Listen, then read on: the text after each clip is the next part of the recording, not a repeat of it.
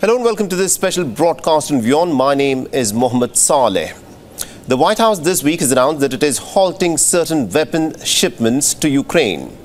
Now, according to reports that have emerged, what is being halted includes the Patriot interceptor missiles, the howitzer munitions and certain other kinds of missile and grenade launchers. Especially at a time when Russia has intensified its drone and missile attacks in Ukraine. Because remember, just last week, Russia staged one of the biggest aerial attacks on Ukrainian cities, firing more than 500 missiles and drones in a single day. Now, the American Department of Defense has come out and said that this measure of halting certain deliveries of weapon systems to Ukraine has been done keeping America's interests first. So the obvious question is this: is Donald Trump now trying to wind down the Ukraine war? Or, as some reports have indicated, the United States wants to halt the delivery of its Patriot interceptors to Ukraine because its own Patriot reserves are running low. Now, to discuss this and more, we're joined on this broadcast by retired Lieutenant Colonel Daniel Davis. He's a military expert and also the host of Daniel Davis Deep Dive on YouTube. Colonel Davis, thank you very much indeed for joining us here on Beyond.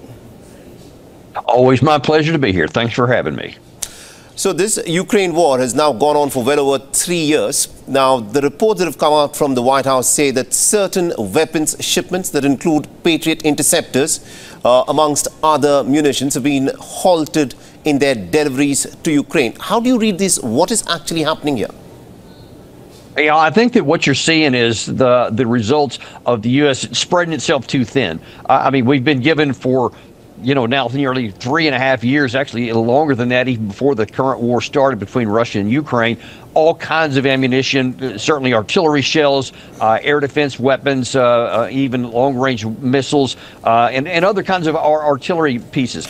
But this is showing the limits of what we've had. Now, I've been concerned about this for a time because our industrial capacity is not sufficient to be able to maintain this over a long period of time, so still give large amounts of ammunition to other people and still maintain enough on our own stockpile for American national defense. Now you add on top of that we have been given a lot more to Israel in its conflicts, both with Hamas and also with Iran in the north, and you see that the amount of ammunition we have on those critical areas is now below the threshold that we need for our own national defense. And that, I think, was an alarm bell that the Pentagon sounded, and that the White House finally said, okay, we're going to have to stop this to somebody, and Ukraine drew the short straw.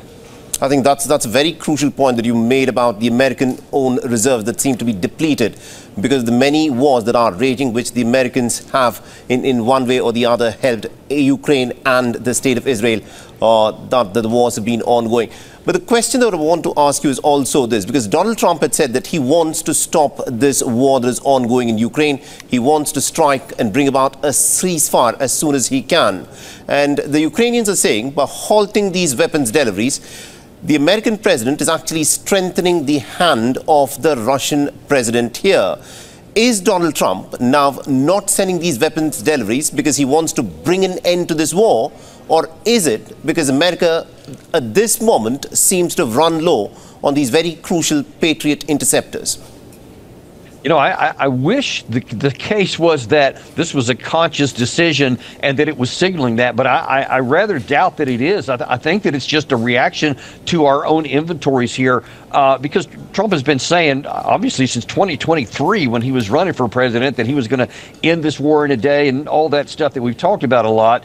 And he hasn't taken action on any of that. Even though he said in April, we are days away from walking away if we don't get a deal, he didn't walk away. Then in the next month, he changed it to, well, about 2 more weeks, and then that came and gone. So he's had many opportunities, if that was his intent, to taper the United States off of it.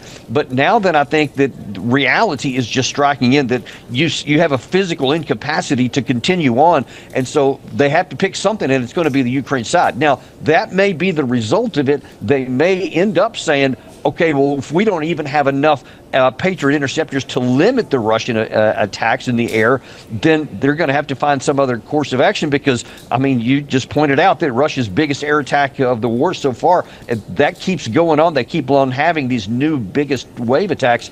That will certainly continue on and may even accelerate if Russia believes that the air defense capacity is going to shrink even lower. So we'll see how it ends up working out. But I don't think it was a conscious decision. I think that's just how it worked out. Interesting. Now, you mentioned something very interesting here because Donald Trump had been repeatedly saying that if Ukraine does not strike a deal with Russia, then the United States will, of course, walk away from backing the Ukrainians in their war effort. But the fact that Donald Trump has been in office for about 6 months now, an assessment needs to be made about the American president's policy here, because he had said that he wants to end the war, but he hasn't taken any conscious decision except for perhaps talking about it. What do you think is preventing the American president from, bringing about an end to this war? Or is it a decision that is simply not his to make?